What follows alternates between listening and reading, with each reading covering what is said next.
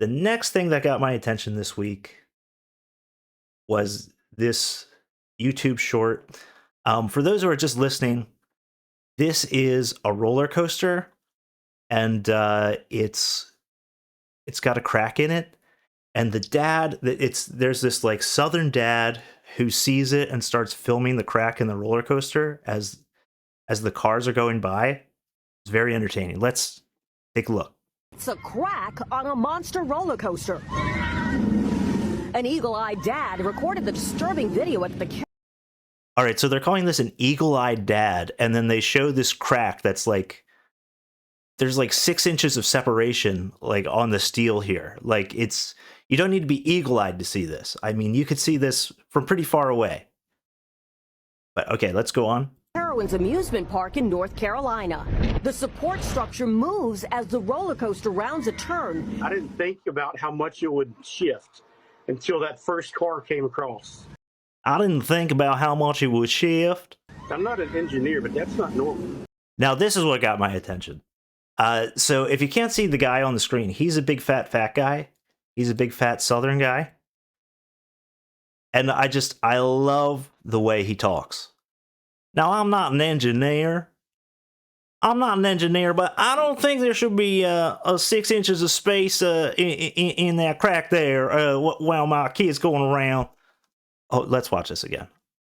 About how much it would shift until that first car came across. I'm not an engineer, but that's not normal. And this isn't just any roller coaster. It's called the Giga Coaster.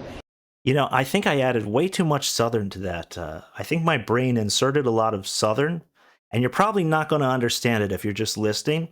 But if you saw this this big fat dumbass who shot this thing, you would understand why I added the Southern to it. He's, at the very least, he's spiritually Southern. He might not be literally Southern. Maybe he is.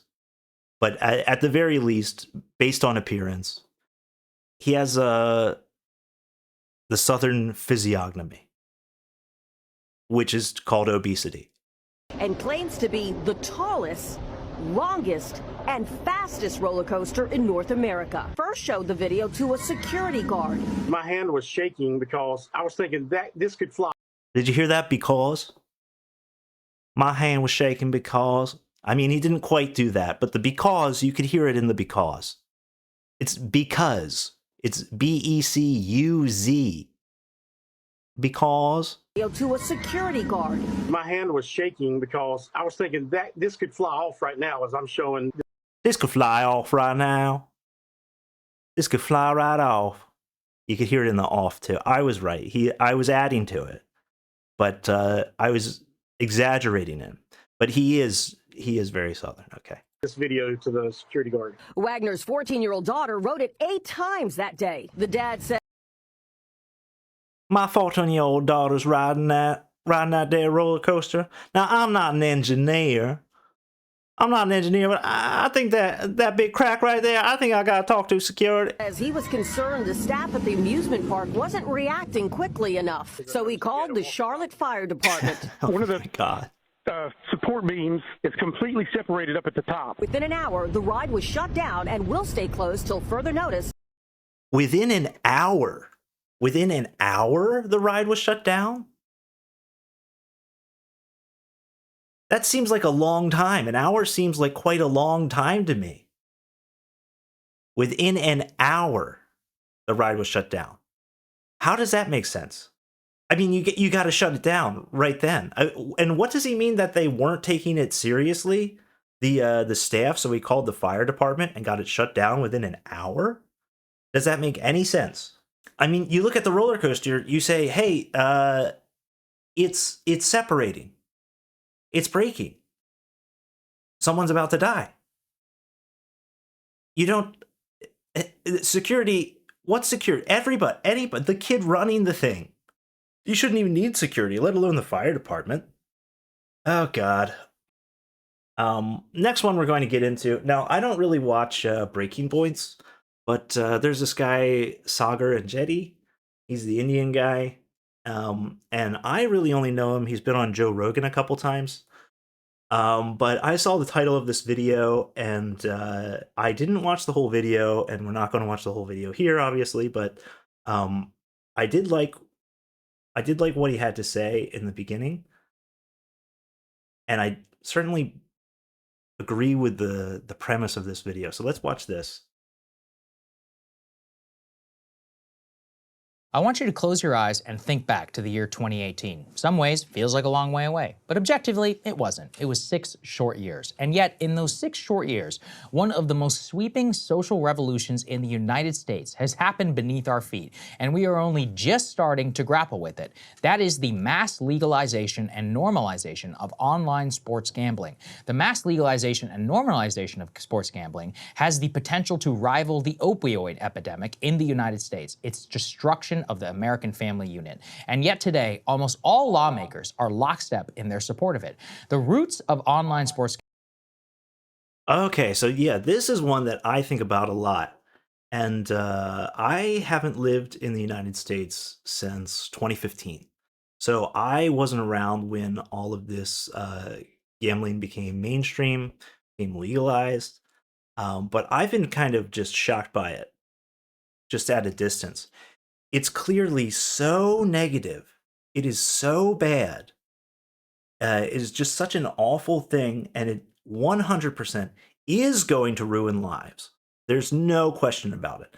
It's going to ruin the lives of mostly young men, and maybe even older middle-aged men as well who never got into it before. Because you can just full on do sports betting on an app. And that is so negative.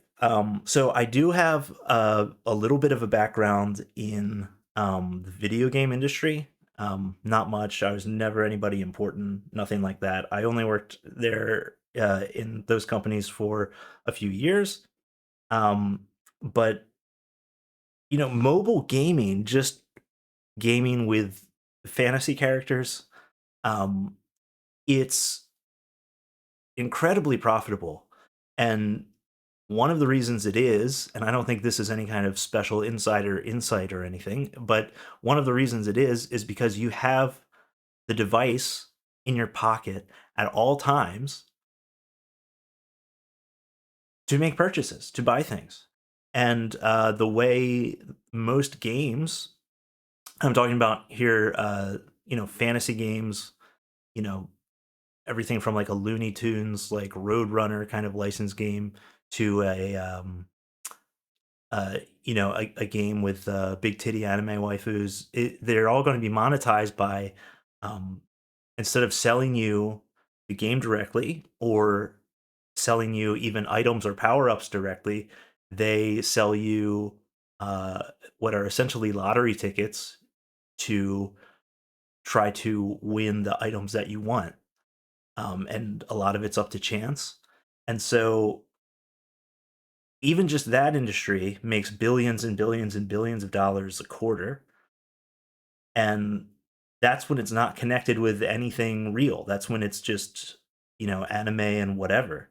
When you talk about plugging those systems into sports betting, it is so scary. It's just so dangerous and weird. It's just such a clearly negative thing. And what I don't like, because I'm a really big podcast listener, and I really hate when I'm listening to a podcast that I like and has people who I think are really intelligent and well spoken endorse like a gambling platform. This is one of the reasons, like, I've never engaged with any like Barstool Sports content, but I have this huge distaste for all of it.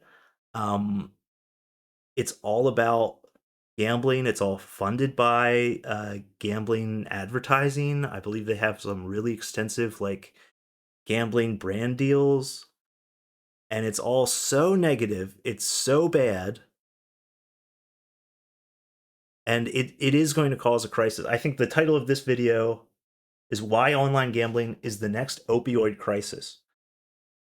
And I mean, he's making a point here. He's there's this thing people do when they communicate this way, where they're really making like a metaphor. Like, I don't think he literally believes it's going to be as bad as the next opioid crisis. But what he's saying is it is a crisis to be taken seriously. And he's completely right. It's a crisis in the making. It's so bad. Like, you're going to have your phone going off with notifications telling you to bet, telling you to gamble. Um, and those really sophisticated systems that have been built up for things like mobile gaming, as soon as they're plugged into this, it's just going to go nuclear. And I mean, of course, it's already happened. Like, this goes back to 2018, but it just seems so negative. And sports teams now just openly collaborate with sports betting companies. And of course, people were always gambling, even when it was illegal. But there was kind of an unspoken thing about it, and it certainly wouldn't be mentioned like during a broadcast of a game or anything like that, or at least it usually wouldn't, and certainly not directly. And this just seems so negative. It just seems so destructive, and everyone's just on board with it. I think no lawmakers. I haven't heard any really like right or left people talking about it. It's like a freedom thing on the right. I don't know what the left would think of it, why they would think it's okay. But you have these governments talking about, or the state governments talking about how they're going to get funding through it, how they're going to raise so much money. And, the states could also raise money for public schools by selling crack. But they don't do that either, because that's not a positive thing to do. It's not what your government should be involved in. Um, and yeah, of course, there are state lotteries, and that was very much the same thing. That's to clean up what used to be called the numbers racket. But still, it's not right to just say we're going to legalize this thing and then we'll tax it and raise all this money, and that makes it morally okay. It's not. It's not. It's awful. Maybe I should give Sagar more of a chance, because I think he's right about this.